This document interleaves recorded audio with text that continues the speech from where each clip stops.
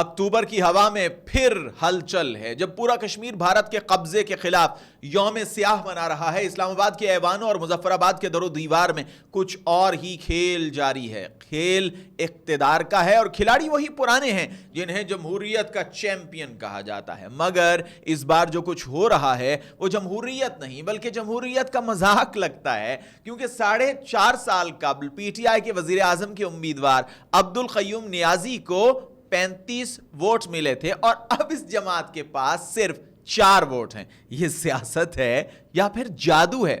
ناظرین، میں ہوں حیدر مرتضیٰ، آپ دیکھ رہے ہیں کہو پاکستان۔ آزاد جموں کشمیر میں ایک بار پھر حکومت تبدیل ہونے جا رہی ہے۔ محض 4.5 برسوں میں یہ چوتھا وزیر اعظم ہوگا۔ پہلے عبدالقیوم نیازی آئے، پھر تنویر الیاس، پھر چودھری انوار الحق نے مسند اقتدار سنبھالی اور اب ایک نئے وزیر اعظم کی تیاری جاری ہے۔ پیپلز پارٹی کے ترانے، نئے خواب، نئے وعدے، مگر پرانی روش۔ 10 اراکین اسمبلی نے اچانک پیپلز پارٹی میں شمولیت اختیار کر لی۔ وہی فارورڈ بلاک جو کل تک موجودہ وزیر اعظم کے ساتھ تھا، آج اسلام آباد میں فریال تالپور کے ساتھ تصویریں بنوا رہا ہے۔ صدر آصف علی زرداری نے خود ان سے ملاقات کی اور یوں لگتا ہے جیسے فیصلہ پہلے ہی ہو چکا ہے۔ ایک طرف وزیر اعظم انوار الحق کی حکومت ڈگمگا رہی ہے تو دوسری جانب پیپلز پارٹی کہہ رہی ہے ہم جمہوریت بچا رہے ہیں، مگر سوال یہ ہے کہ اراکین کی اکھاڑ پچھاڑ، سیاسی وعدے، وزارتوں کی بندر بانٹ، یہ سب جمہوریت بچانے کے طریقے ہیں یا پھر جمہوریت کو کمزور کرنے کے حربے؟ ناظرین، دلچسپ بات یہ ہے کہ یہ سب کچھ اس وقت ہو رہا ہے جب وفاق میں پیپلز پارٹی اور مسلم لیگ نون ایک اتحادی حکومت چلا رہے ہیں۔ وزیر اعظم نے ایک 3 رکنی کمیٹی بنائی ہے جس میں شامل ہیں احسن اقبال، رانا ثناء اللہ اور امیر مقام، تاکہ کشمیر میں حکومت کی تبدیلی کے معاملات طے کیے جائیں۔ کشمیر کے معاملات اب مظفر آباد میں نہیں بلکہ اسلام آباد کے ڈرائنگ رومز میں طے ہو رہے ہیں۔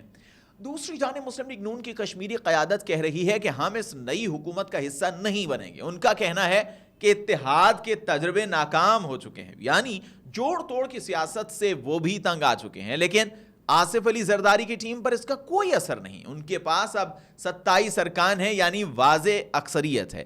اندرونی ذرائع بتاتے ہیں کہ چودھری یاسین کو نیا وزیر اعظم بنانے کا فیصلہ تقریباً ہو چکا ہے، اور یہ سب کچھ کس وقت ہو رہا ہے؟ جب کشمیری عوام 27 اکتوبر کو یوم سیاہ منا رہے ہیں، اس دن کو جب بھارت نے 1947 میں کشمیر پر قبضہ کیا تھا۔